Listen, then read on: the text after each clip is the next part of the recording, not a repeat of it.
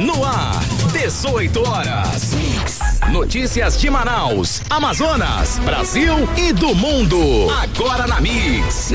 Olha, 6h02 em Manaus, 18 horas no ar. Vamos juntos até às 7. Eu, você e ela. Karime Leão. Oi, Fala, Karime. Carlão. Oi, tudo bem? Boa noite. Muito boa noite para você sintonizado aqui com a gente em 100,7. Estamos juntos a partir de agora até às 7 da noite, aqui no 18 horas. Mix. Contando sempre com a sua participação, ouvinte, o 18 horas está aqui para você participar à vontade, hein? 994887592 é o nosso número, o nosso WhatsApp, Karime. Vale também a sua participação para você que nos acompanha ao vivo pela live do YouTube. Manda a sua mensagem de texto e não esquece de seguir a gente nas redes sociais no @18horasnews. Só anotar e participar, 994887592. Eleger inicial no trânsito de Manaus, Karime Leão. Vamos lá, vamos saber por onde anda o repórter André Meirelles. Boa noite, André. Trânsito. Muito boa noite, Karime, Carlão, boa noite você, ouvinte que nos acompanha aqui na 100.7. Estamos agora em direção da Torquato Tapajós. Mas para isso, Karime, Carlão, a gente passou pela Avenida Maripiranga, no sentido centro-bairro, que está com boa fluidez, mas isso até as proximidades do Ipaã. Passou daí, o trânsito começa a ficar carregado, mais lento, e isso segue até chegar próximo à rodoviária de Manaus e também para quem segue, como a gente está seguindo nesse momento aqui para Torquato Tapajós. Inclusive aqui na Torquato Tapajós, o trânsito também segue carregado. Daqui a pouco a gente tem mais informações, Karime, Carlão. Muito obrigada pelas informações, André Meirelles. Agora 6h03. 18 horas. Vamos aos destaques do programa 18 horas de hoje. O número de acidentes de trânsito envolvendo motocicletas chega a mais de 12 mil só esse ano. Rio Negro começa a descer com mais força aqui em Manaus. Convidado de honra, governador de São Paulo, Tarcísio de Freitas, não comparece no evento religioso e político em Manaus. Julgamento da morte da PN Deusiane termina com policiais inocentados. Legal, 6h04, esses e outros assuntos, os destaques do dia, hein? Vamos conferindo até às 7 da noite aqui no melhor Mix do Brasil, 18 horas no ar a partir de agora com você em 100,7. Hoje é segunda-feira, 29 de setembro de 2025. 18 horas no ar. 18 horas. Olha, começamos o 18 horas de hoje com um dado que é alarmante, hein? O número de internações por causa de acidentes de trânsito no Amazonas. Entre janeiro e setembro deste ano, foram 12.593 internações hospitalares por acidentes de trânsito envolvendo principalmente motociclistas, Karime. Carlão, e a maioria das vítimas jovens, com idades entre 19 e 30 anos. E os homens predominam aí esses atendimentos. A repórter Nathalie Moraes está com esses números mais detalhados e traz agora pra gente esses detalhes. Boa noite, Nathalie. Então, os dados são da Secretaria de Estado de Saúde que revelam ainda o seguinte: foram um total de 325 mortes vítimas de acidentes de moto. Os números são preocupantes porque revelam uma imprudência generalizada no trânsito em Manaus, não é isso? O que está acontecendo com a gente? Difícil dizer, né?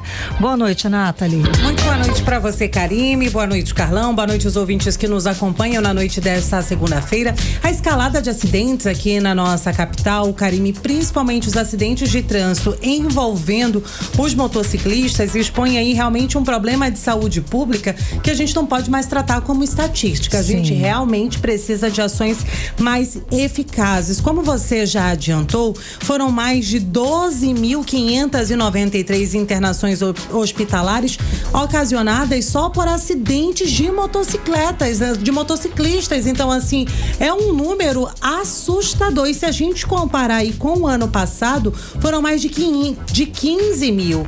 E aí, muitas vezes, né, uma pessoa que sofre ali, vamos dizer, um AVC, um acidente doméstico, muitas vezes não consegue ter um leito, não consegue atendimento em uma unidade de saúde que está sobrecarregada, sim, né? A gente sabe, o nosso sistema de saúde já é completamente complicado.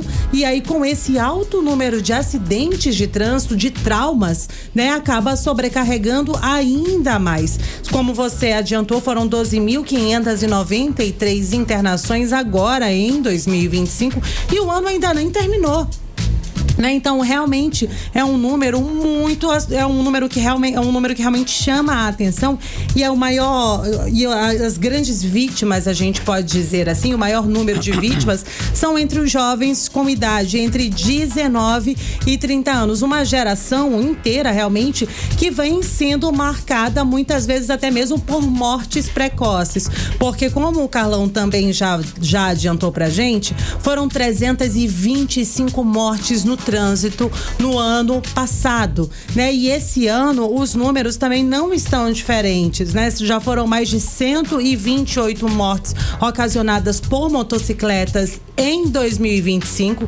Então, realmente é algo que vai além da tragédia humana. Isso também traz um impacto financeiro para as unidades de saúde, porque querendo ou não, foram mais de 388 milhões de reais a gente sabe, o nosso sistema é falho, né? E aí a gente fala de ortopedistas, tratamentos pós-acidentes, então tudo isso envolve um custo muito grande. E segundo a Secretaria de Saúde aqui do Amazonas, foram gastos mais de 388 milhões de reais em tratamentos destinados a pessoas vítimas de acidentes de trânsito, em especial aos motociclistas. E a gente sabe que esse valor, por exemplo, ele poderia ter sido destinado para ampliação de leitos, para outras finalidades, mas são inúmeros os fatores que estão elevando para essa situação. Muitas vezes a gente fala, o que está acontecendo? É muita imprudência. Quando a gente está no trânsito, quem nunca viu um motociclista querendo ultrapassar pelo lado errado, né, Carlão? Quem é que nunca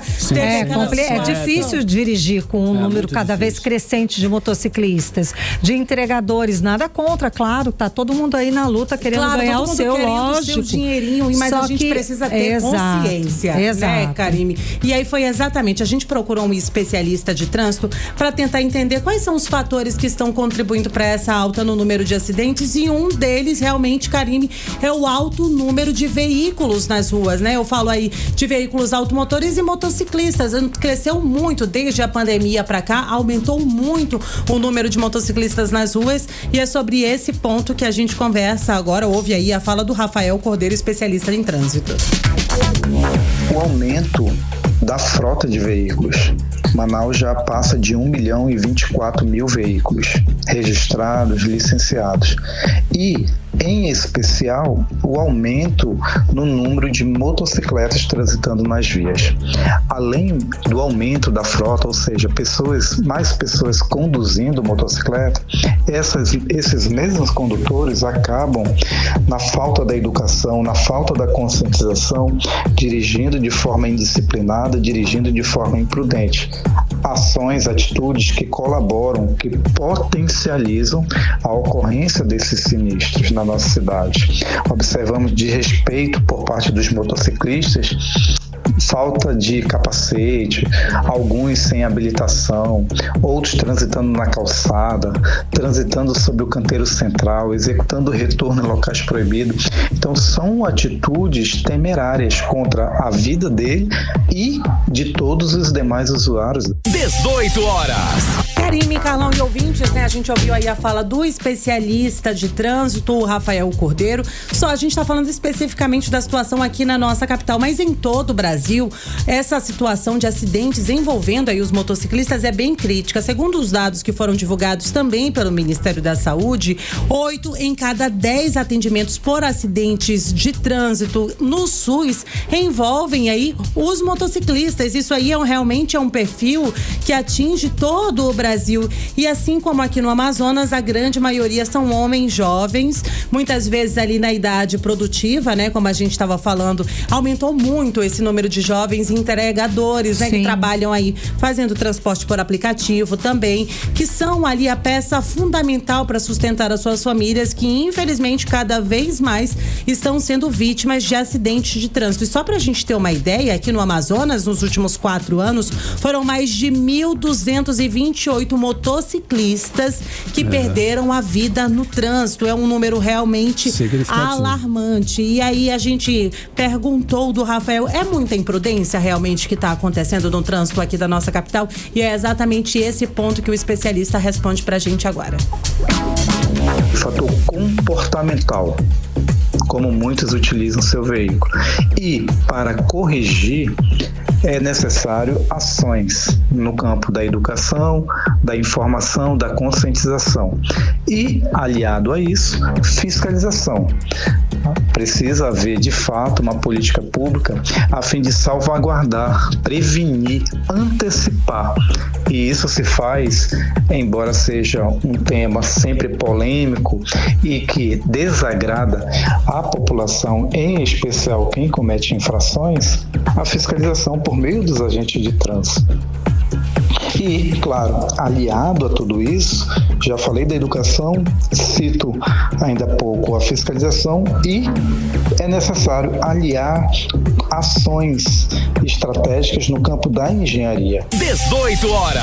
Karime, Carlão e ouvintes, né? A gente ouviu aí a fala do especialista de trânsito, o Rafael Cordeiro. Só para encerrar, né, Karime, realmente esses números chamam a atenção. Foram 325 mortes no trânsito ligada a acidentes envolvendo motociclistas aqui na nossa capital. Desse total, pelo menos 195 desses motociclistas morreram horas depois dos acidentes dentro dos hospitais. Realmente uma tragédia. A gente precisa, sim, de ações mais efetivas dos nossos governantes. A gente precisa se conscientizar e realmente, muitas vezes, tem muito motorista que precisa voltar para o banco de escola, precisa realmente de uma educação de trânsito.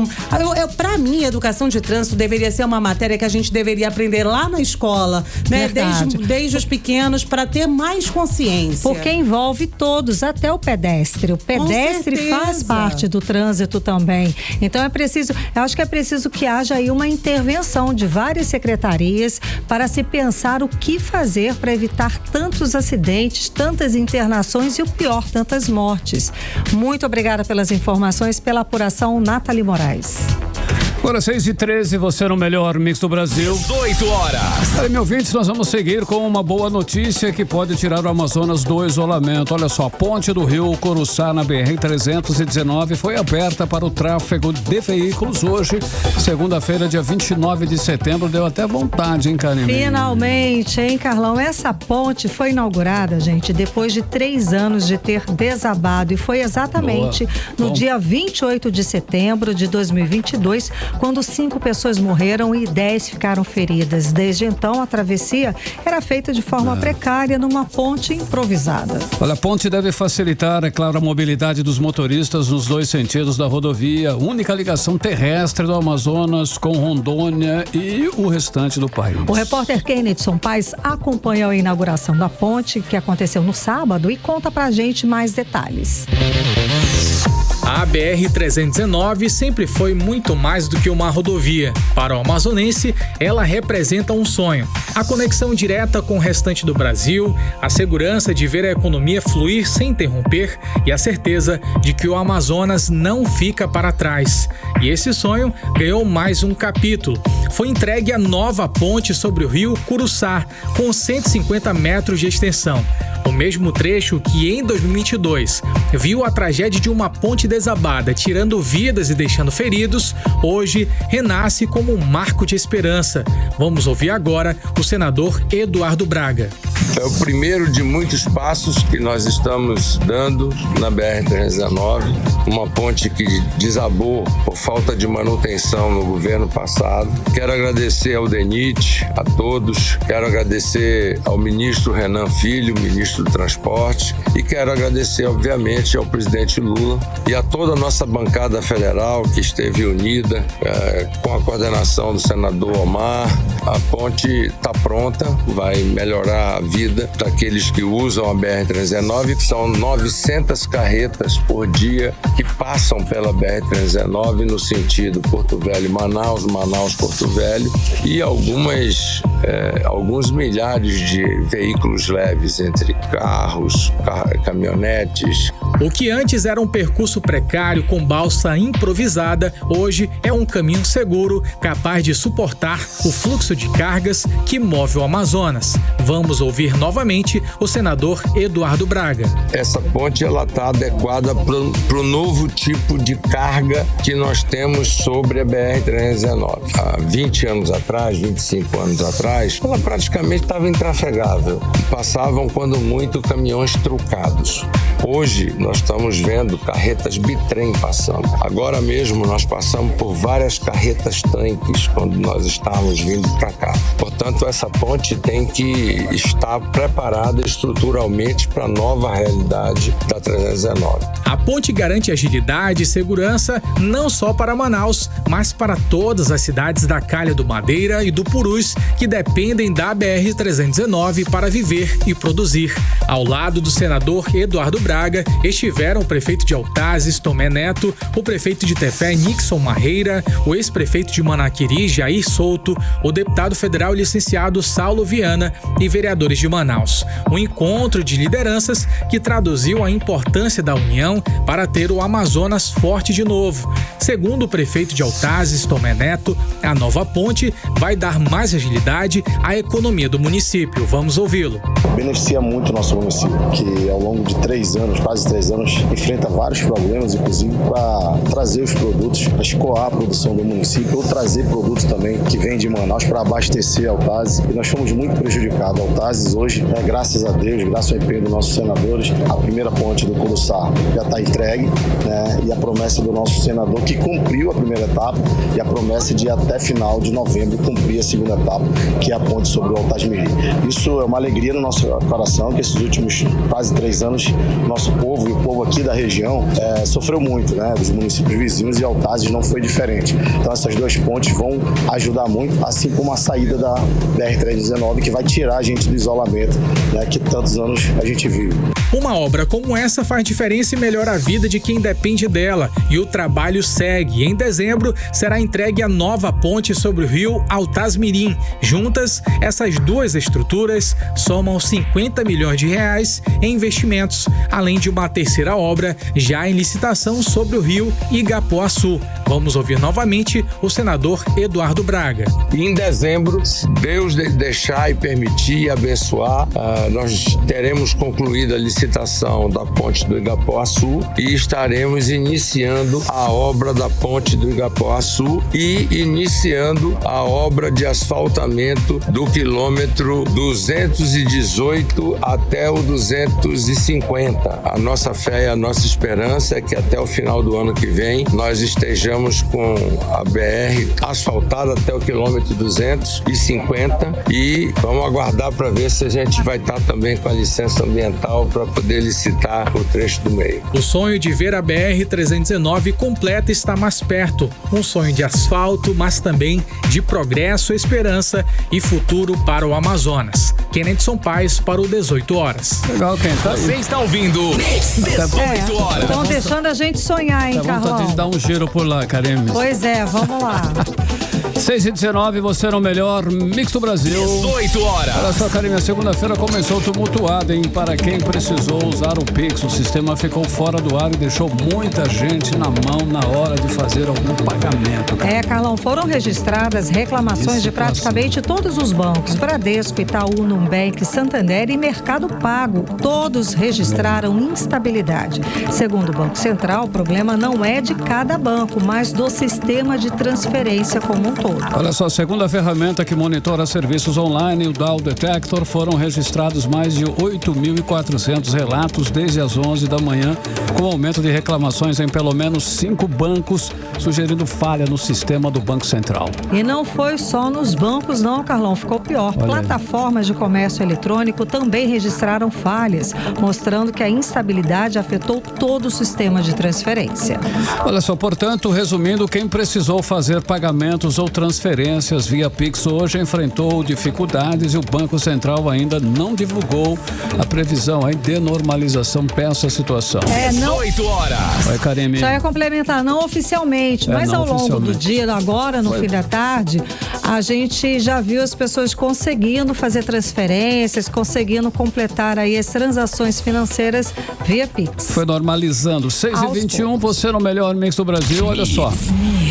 Você assistiu a reportagem do Fantástico sobre casos de intoxicação de metanol em bebidas adulteradas em São Paulo? Foi uma matéria aí, Carlão, um absurdo. Mostrou gente cega, Carlão. Hoje foi confirmada a terceira morte por suspeita dessa intoxicação causadas pelas bebidas adulteradas e com relatos, como eu falei, de pessoas cegas. Ainda existem 10 casos que estão em investigação e todos os registros foram nos últimos 25 dias. A situação crítica levou a Secretaria Nacional do Consumidor e o Conselho Nacional de Combate à Pirataria a se manifestarem, como explica o repórter André Meirelles. Boa noite, Karine, Carlão, aos ouvintes. Olha, já são pelo menos 3 mortes suspeitas e mais de 10 pessoas sob investigação médica. A Prefeitura de São Bernardo do Campo confirmou a terceira morte suspeita na Grande São Paulo. 2 na cidade e 1 na capital. As vítimas são homens de 58, 54 e 45 anos. Segundo a Prefeitura, os exames estão sendo feitos pelo Instituto Médico Legal. Outros 10 casos seguem sob investigação na capital. A Associação Brasileira de Bebidas, a ABRAB, divulgou nota de pesar e fez alertas e garantiu que segue apoiando operações de fiscalização contra o mercado ilegal. Representante da ABRAB, reforça o compromisso em defender o consumidor e ajudar o governo na luta contra a bebida ilegal. Já a Associação Brasileira de Neurooftalmologia fez um alerta direto. O metanol pode atacar o nervo óptico, deixando a pessoa cega em poucas horas. O médico oftalmologista Manuel Neusimar Pinheiro Júnior, que é mestre em oftalmologia e doutor subespecialistas em doenças externas e córnea e cirurgia refrativa, explica a complicação que o metanol diferente do etanol pode trazer para o organismo do consumidor. Etanol que difere radicalmente do etanol, que é o álcool comum utilizado em bebidas seguras.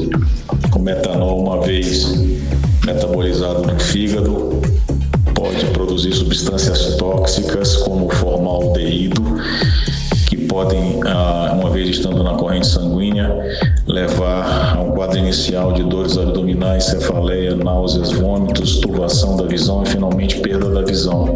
E em casos mais graves pode evoluir para coma e a morte. O tratamento precisa ser imediato com o uso de antídotos, vitaminas, nos casos mais graves até hemodiálise para retirar o veneno do organismo, como alerta Neusimar Júnior. O diagnóstico, uma vez suspeitado, é preciso ajuda médica, internar esses pacientes para retirar todos os resíduos dessa substância de dentro do corpo da pessoa, da parte oral e da parte endovenosa.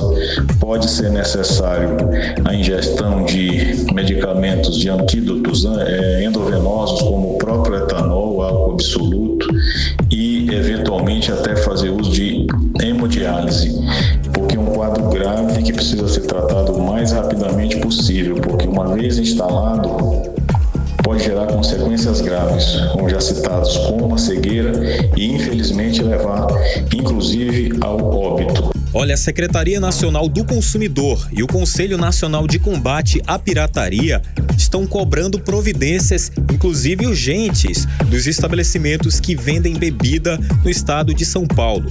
O Centro de Vigilância Sanitária do Estado confirmou 6 casos de intoxicação desde junho deste ano.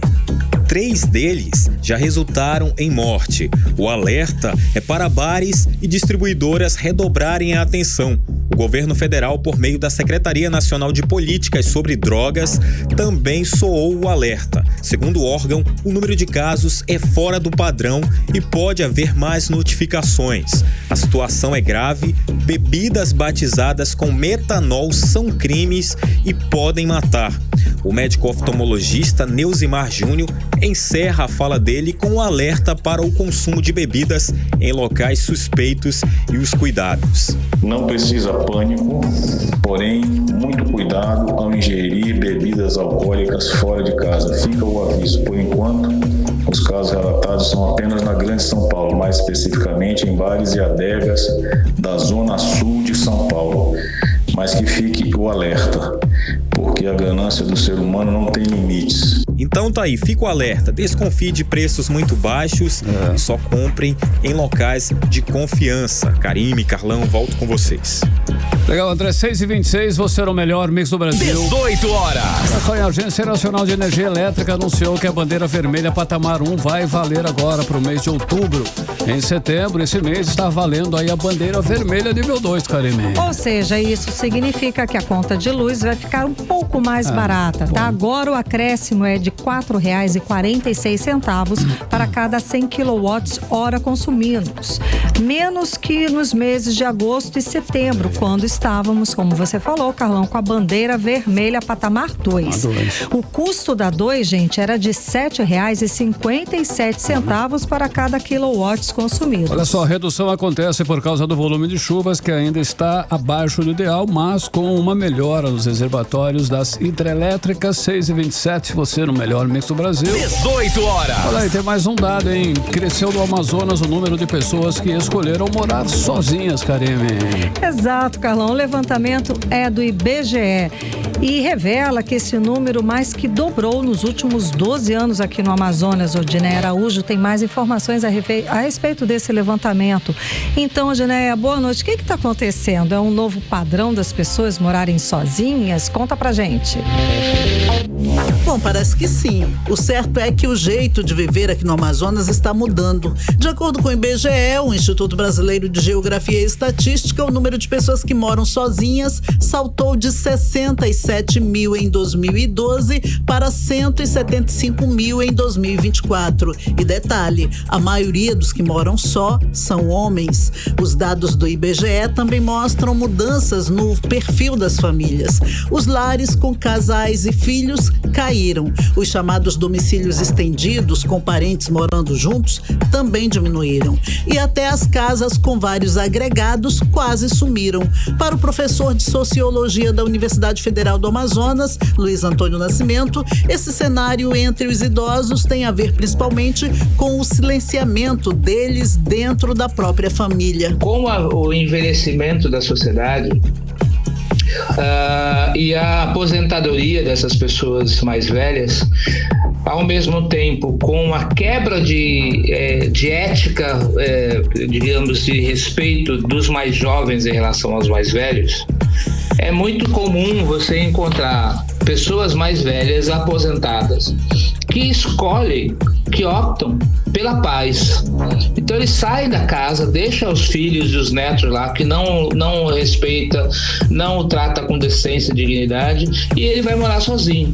Esse silenciamento que as pessoas velhas estão experimentando dentro de casa tem produzido um sofrimento enorme entre as pessoas, entre os idosos. E esses idosos, quando podem, quando conseguem, eles acabam optando também por morar sozinho. Além disso, muitas vezes, morar sozinho para o idoso se torna mais barato do que sustentar toda a família com a sua aposentadoria. Outro motivo para o crescimento das pessoas que moram só também pode estar relacionado a ambientes familiares tóxicos e violentos, segundo o sociólogo Luiz Antônio Nascimento. Um jovem homossexual, por exemplo, um jovem gay, um jovem trans, se ele consegue ter uma grana, se ele tem um emprego, ele acaba optando por ir morar sozinho para sair daquele ambiente em que ele é vítima de violência de toda sorte de tipos dentro de casa. No fim das contas, cada vez mais amazonenses estão descobrindo que dividir o espaço com eles mesmos pode ser uma escolha e não solidão. Volto com vocês.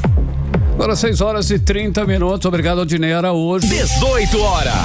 6,7, você pode participar do programa 18 horas, hein? Acione aí o nosso WhatsApp 994887592 e nas redes sociais nós estamos no @18horasnews. Mix. Política. E vamos de política, Carlão, com Nathalie Moraes, que segue ao vivo com a gente aqui no 18 horas. Nathalie, boa noite mais uma vez. Então, o governador de São Paulo, Tarcísio de Freitas, não foi no evento religioso, lá na Conferência de Liderança Política da Assembleia de Deus do Amazonas. E olha que ele era o convidado de honra, mas desmarcou em cima da hora, alegando conflito na agência. Conta pra gente o que essa ausência significou nesse evento evento que foi concorrido na política desse fim de semana, né? Mais uma vez, boa noite para você, Karime, Carlão, e para todos que nos acompanham aqui no 18 horas. Realmente, Karime, o governador de São Paulo, Tarcísio de Freitas, adiou a visita que faria a Manaus nesse fim de semana, alegando ali um conflito de agenda nos últimos dias. Mas assim, Karime, a presença dele por aqui era de uma expectativa muito grande. Sim. Não somente pelos aliados da direita, mas muita gente acreditava que ele aproveitaria esse grande evento religioso e político para anunciar sua então pré-candidatura à presidência da República para 2026, algo que não aconteceu, realmente ficou aí para um outro momento, né? Essa vinda do Tarcísio à nossa capital. O objetivo também, claro, era ali dele fazer de estreitar ali as relações com as lideranças locais, além, é claro, de discutir temas bastante estratégicos para o desenvolvimento aqui da nossa região. Segundo ali informações de bastidores, né, foi preciso reorganizar ali o evento de última hora, porque no último sábado tinha sido destinado quase 2 horas do evento para a palestra do governador de São Paulo. Então, assim, foi um corre-corre danado. Mas o que não faltou foi, assim, foram conversas de bastidores, né? Muita gente ali falou com a imprensa. O pré-candidato ao governo do Amazonas, Omar Aziz, disse que a Assembleia de Deus sempre foi um local, uma congregação que sempre abriu muito espaço para ele. O governador Wilson Lima foi lá e disse que não é pré-candidato ao Senado, que ele ainda está focado no governo do Amazonas. O prefeito de Manaus, Davi Almeida, também participou desse evento, ou seja, por lá teve de tudo, né? Teve muita gente participando. Só que assim, muita gente também disse que o Tarcísio de Freitas teria ficado com medinho de aparecer nesse evento, já que ele não tem um aval ainda para anunciar: sou pré-candidato à presidência da República em 2026. Ainda que o público em Manaus seja bolsonarista, ele tem feito muitas críticas à Zona Franca de Manaus, e lá dentro do evento tinha uma linha de frente assim, né, que poderia realmente ali bater de frente com ele nesse evento, e talvez também esse daí tenha sido um dos fatores que tenha feito o governador repensar. Mas a verdade é que ele era a pessoa mais esperada para esse evento no último fim de semana, e ele não apareceu, Carlão. Olha só, Nathalie, o governador, o Tarcísio, que não veio aqui, ele estava visitando o presidente Jair Bolsonaro lá em Brasília no momento desses aí, pela primeira vez desde a condenação. Como a gente pode avaliar essa visita lá para o ex-presidente Bolsonaro? Será que ele foi pedir aí o aval, né, tão esperado, para oficializar uma possível candidatura para a presidência da República? E depois ele pode até vir, então, né, no caso, né? Carlão, tu acredita que ele negou, viu? Porque os jornalistas estavam ali de prontidão, né, na frente da casa do ex-presidente Jair Bolsonaro na tarde de hoje. O governador de São Paulo, Tarcísio de Freitas, ele chegou lá por volta de 1h40 da tarde dessa segunda-feira, e aí ele disse que conversou sobre vários assuntos com o Bolsonaro, mas que não tocaram naquele ponto de anistia. Na saída da residência, ele voltou a defender aí o avanço do projeto em caráter no Congresso. Ele disse que em alguma hipótese a anistia pode sim beneficiar o presidente, mas que esse não foi o ponto da conversa entre eles, né? E ele também descartou ali, ao ser questionado, muita gente falou assim: foi tomar a benção do Bolsonaro? Foi pedir o aval? Foi? Como é que foi essa conversa? E aí o Tarcísio desconversou, disse que atualmente ele é pré-candidato à reeleição ao governo de São Paulo, mas que a presidência da República não. E assim, a gente sabe que esse foi o principal compromisso do Tarcísio de Freitas em Brasília. Ele também foi convidado para a posse aí do ministro Edson Fachin, que assumiu aí o Supremo Tribunal Federal, mas ele não apareceu aí nessa cerimônia, tá, Karime? Inclusive, ele tem um outro compromisso ainda para fechar o seu dia em Brasília hoje, onde ele deve reunir aí com o Vicente Santini, que é chefe da representação do governo de São Paulo lá na capital federal, e aí ele encerra a agenda na noite de hoje e retorna para São Paulo. E será que ele vai, né? Ele está repensando. Para esse é capaz de sim, né? Sim.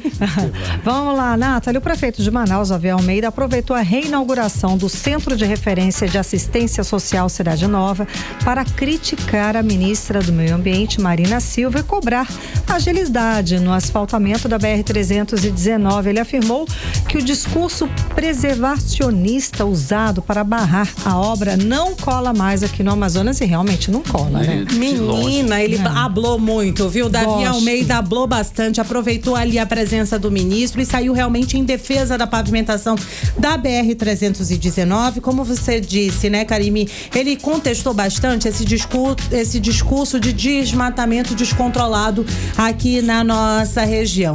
O prefeito de Manaus disse que asfaltar a BR-319 é um direito de todos nós. Ele citou aí, por exemplo, a estrada que liga Manaus à cidade de Boa Vista, né, ao estado de Roraima. Ele falou que a gente não tem como dizer que para fazer essa estrada a gente vai desmatar, porque a gente tem esse exemplo aí que não desmatou.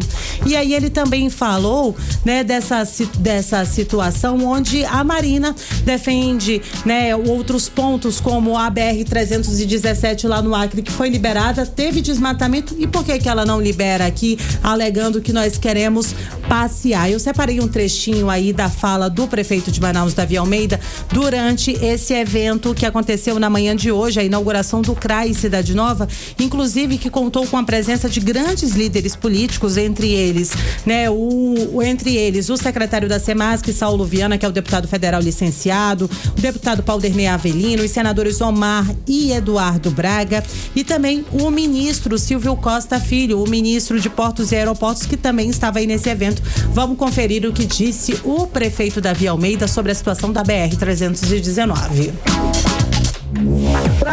E nós somos o exemplo para o Brasil de preservação ambiental, um estado que tem 96% do seu território preservado. Nós não precisamos copiar de ninguém, nós já temos o modelo. Asfaltaram uma estrada onde? Lá no Acre, onde a Marina Silva deu a liberação para asfaltar a 317. Aonde ela deu a liberação? Dentro do estado do Acre, já foi desmatado, ninguém fala. No estado do Amazonas, que ainda é no barro e na lama, continua preservado. Esse discurso preservacionista não cola para o Amazonas. Nós não temos que aprender com ninguém. Nós temos a ensinar para o Brasil e para o mundo o que é preservação, o que é cuidar das pessoas. Portanto, aproveitando a presença dos senadores, do ministro, fica aqui a fala do prefeito da maior cidade da Amazônia. Quem sabe preservar é o povo do Amazonas. 18 horas. Karime, Carlão e ouvintes, acompanhamos aí a fala polêmica, eu diria assim, né, do prefeito Davi Almeida, né? E aí, Karime, só para finalizar, o Amazonas é hoje o estado com maior índice de preservação do Brasil. A gente tem 96% do nosso território, né, graças a Deus, protegido, e a nossa floresta ainda está de pé. Pois é, e aí falam tanto da gente, falam tanto da Zona Franca de Manaus, falam tanto dessa BR que está pronta desde os anos de 1970 e, enfim, falam tanto. Estamos aí com mais de 90% da floresta preservada e em pé. Ministra Marina Silva, escuta, atente para os números e fatos. Obrigada, Nathalie Moraes, pelas informações. Hora 6h40 em Manaus. 18 horas. E daqui a pouco, aqui no 18 horas, Rio Negro começa a descer com mais força em Manaus. É o nosso assunto em instantes. Mix. Voltando a dar aquele giro no trânsito, hein, Karime? Vamos lá, vamos voltar a falar ao vivo com o repórter André Meirelles. André, antes de você falar sobre o trânsito, eu sei que vai ter uma obra hoje de noite na Avenida Noel Núteos e vai ter interdição já a partir das 8 da noite. André, conta mais. Boa noite. Trânsito. Exatamente isso, Karime, Carlão, boa noite para vocês, aos ouvintes. É uma obra aí do Instituto Municipal de Mobilidade Urbana, na verdade o Instituto Instituto Municipal IMU vai estar ali para dar o apoio, que vai coordenar o trânsito durante essa implantação da rede de esgoto pela Águas de Manaus, na Avenida Noel Núteos, no bairro Cidade Nova, na Zona Norte. O trabalho começa a partir das 8 da noite de hoje e vai beneficiar mais de 10 mil moradores. Olha, Karime e Carlão, os serviços vão ser realizados de segunda a sexta-feira, sempre nesse horário, né? De 8 da manhã até de 8 da noite até as 4 horas da manhã. Isso para reduzir os impactos no tráfego, né? E 2 faixas vão ser interditadas. E os agentes do IMU vão estar no local para orientar os motoristas.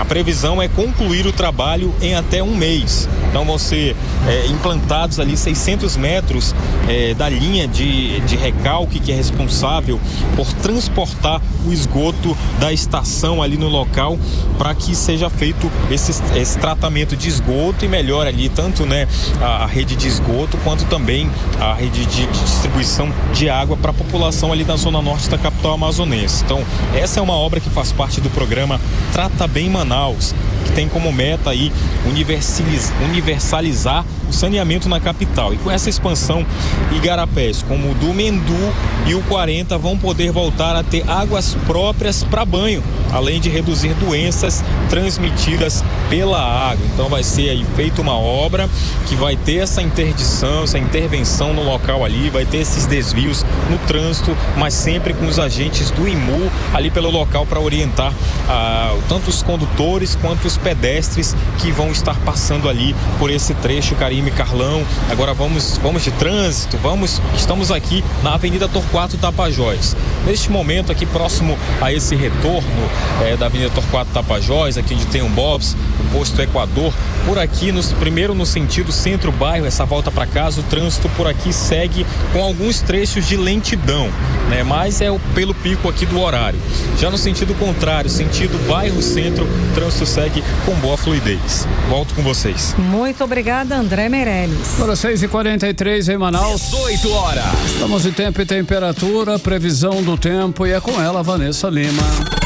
Previsão do tempo. Boa noite, Karime e Carlão, e a todos que acompanham a previsão do tempo aqui com a gente no 18 horas, segunda-feira, com aquele céu que se dividiu entre sol forte e nuvens carregadas. Apesar das pancadas de chuva, a máxima de temperatura bateu os 33 graus hoje na cidade. E para a noite, a previsão é de céu limpo a parcialmente nublado, com uma pequena chance de chuva e temperaturas leves girando em torno dos 25 graus. E agora vamos falar sobre o clima de amanhã, 30 de setembro, terça-feira. Segundo o Clima Tempo, a terça começa com sol, mas logo de manhã as nuvens tomam conta do céu. Aí mistura aquele calor com alta umidade e não dá outra. Pela parte da tarde temos 40% de chance de pancadas de chuvas rápidas. E à noite o clima muda para um céu limpo e aberto, agradáveis 25 graus e baixa chance de chuva para a noite dessa terça-feira. A temperatura nessa terça varia entre mínima de 25 e máxima de 32 graus e a umidade relativa do ar fica em torno de 65 a 100%. Muito obrigada pelas informações, Vanessa Lima. Mix. Olha só, o nível do Rio Negro começou a cair com mais força na capital. Na sexta-feira, o Porto de Manaus registrou 23 metros e 41 centímetros, depois de uma queda de 19 centímetros em apenas um dia, Karine. Pois é, Carlão, de ontem para hoje, o rio vazou 16 centímetros. E hoje, a cota da água amanheceu em 22 metros e 94 centímetros. A repórter Odneia Araújo está acompanhando esse movimento. Então, Odneia, apesar da vazante acelerada agora, o Rio Negro segue quase 10 metros acima do que ele estava no mesmo período do ano passado, não é isso? Exatamente isso. A descida brusca assustou porque a queda de 19 centímetros de uma vez só foi quase o dobro do ritmo do início do mês, quando a descida era de 9 a 10 centímetros por dia. Mas atenção, mesmo com essa queda acelerada, as águas seguem muito acima da média. Para se ter uma ideia, em 2024, no mesmo período, o Rio Negro estava quase 10 metros mais baixo, 13 metros e 93 centímetros. centímetros, ou seja, a diferença ainda é gigantesca. Só em setembro, o rio já baixou mais de 3 metros. É uma média de 12 centímetros por dia, bem diferente do que aconteceu em agosto, quando a descida foi bem mais lenta. Segundo o pesquisador em geociências do Serviço Geológico do Brasil e gerente de hidrologia e gestão territorial da Superintendência de Manaus, André Martinelli, a descida mais brusca das águas está dentro do esperado, até porque a segunda quinzena de setembro é o período onde o Rio Negro em Manaus desce com maiores intensidades. Exatamente nesses 15 dias finais de setembro, onde você observa as maiores descidas somadas, né? Então, por exemplo, a média para a descida do Rio Negro em Manaus na segunda quinzena de setembro é na ordem de 2 metros e 25 centímetros. O que desceu até agora, entre 16 e 29 de setembro do presente ano, foi 2 metros e 16 centímetros. Logo, uma descida muito próxima da normalidade, da média, né? Talvez aí somando mais os 15 centímetros prováveis aí para amanhã, vai dar aí nessa mesma ordem de grandeza. O pesquisador André Martinelli descartou que a vazante do Rio Negro traga qualquer preocupação para a navegação. Esse ano, a probabilidade de que isso ocorra é muito baixa, né? A gente teria que ter aí semanas seguidas de intensidade de descida muito elevada, que não é o que está acontecendo, para todo mês de outubro, por exemplo, para que a gente chegasse nesse nível de alerta. Então, assim, o pior da vazante, ele geralmente ocorre nessa segunda quinzena de setembro e já passou. A gente pode dizer que já passou, a não ser que a gente tenha aí um outubro atípico. E aí, repito, não é o que a gente está observando, inclusive com ocorrências de chuva que não são muito esperadas para ela. Então agora a vazante está consolidada. A expectativa é de que aos poucos o nível volte a se aproximar da normalidade, depois de um ano marcado por extremos, da maior seca em um século em 2024 à cheia histórica de 2025, porém sem maiores consequências, porque o rio ainda não tinha se recuperado da estiagem severa do ano passado. Volto com vocês. Ok, Odinera, hoje, obrigado pelas informações. 6h48, você no melhor Mix do Brasil. 18 horas.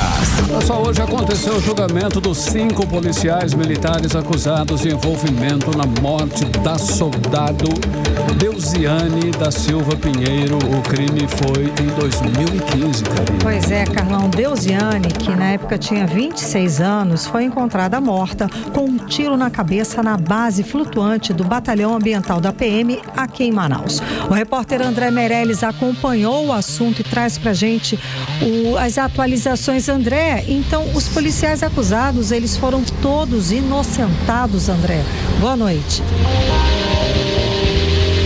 Isso mesmo, Karine, Carlão, boa noite para vocês, aos ouvintes. Os 5 policiais militares acusados aí do homicídio da soldado, como vocês falaram, já adiantaram, a Deusiane da Silva Pinheiro, eles foram absolvidos. Isso aconteceu hoje, Karine, Carlão, aqui em Manaus, com a absolvição de todos os réus.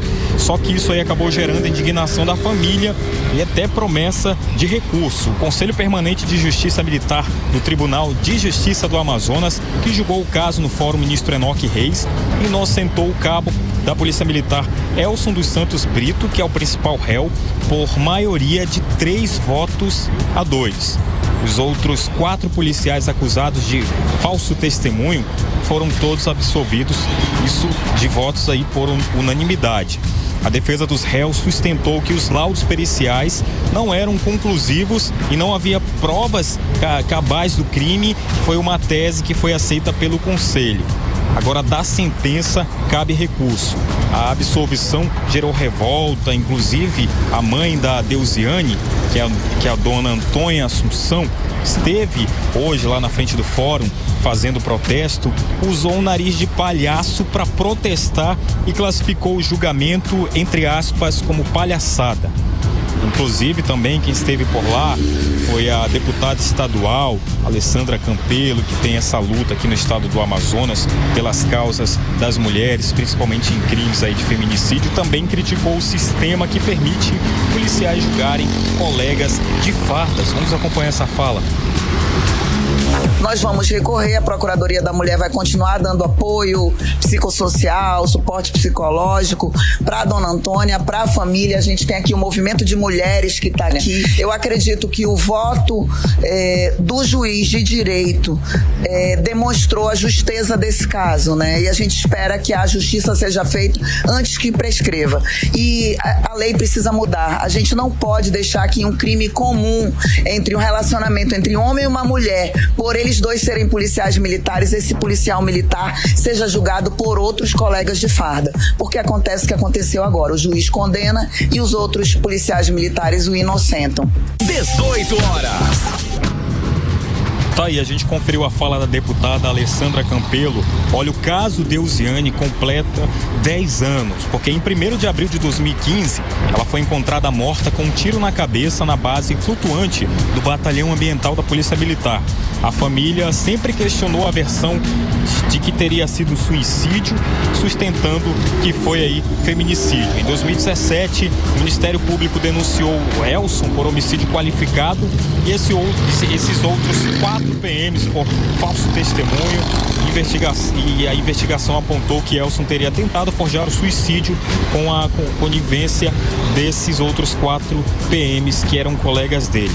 Agora a família promete recurso, mantendo a luta, e eles buscam aí por esses recursos que eles acreditam que a justiça é manter o réu aí, né, o Elson, que é ex-companheiro da Deusiane, e também os outros 4 que, segundo a família e advogado de defesa de Deusiane, eles foram cúmplices aí nesse crime. E a gente vai continuar acompanhando para ver se realmente a defesa vai conseguir esses recursos e continuar aí para lutar pela condenação desses 5 policiais envolvidos aí, que até então eram envolvidos na morte de Deusiane, mas que hoje foram absolvidos desse caso. Karime, Carlão.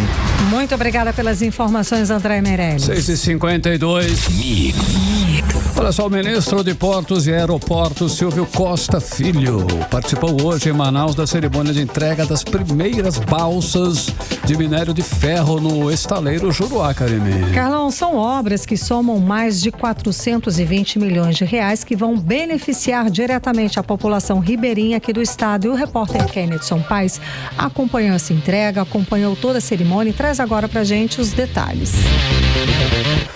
Os rios do Amazonas são nossas estradas e hoje elas ganharam novas balsas que vão muito além do ferro e do aço. Elas representam melhor qualidade no transporte, mais segurança na navegação e um futuro com mais oportunidades. Vamos ouvir agora o ministro de Portos e Aeroportos, Silvio Costa Filho. De mais de 4 bilhões de reais que vão gerar mais de 5 mil empregos diretos, fora os empregos diretos, um setor que cresceu no último ano mais de 5%, um setor que cresceu nas operações de contêineres mais de 18%, o setor hidroviário brasileiro ele tem um papel muito estratégico que dialoga com a pauta da sustentabilidade, da descarbonização, com a redução de custo logístico no Brasil. As primeiras embarcações do projeto LHG Mine já estão prontas. A entrega foi no estaleiro Juruá, em Manaus, e marcou o início da produção de 128 balsas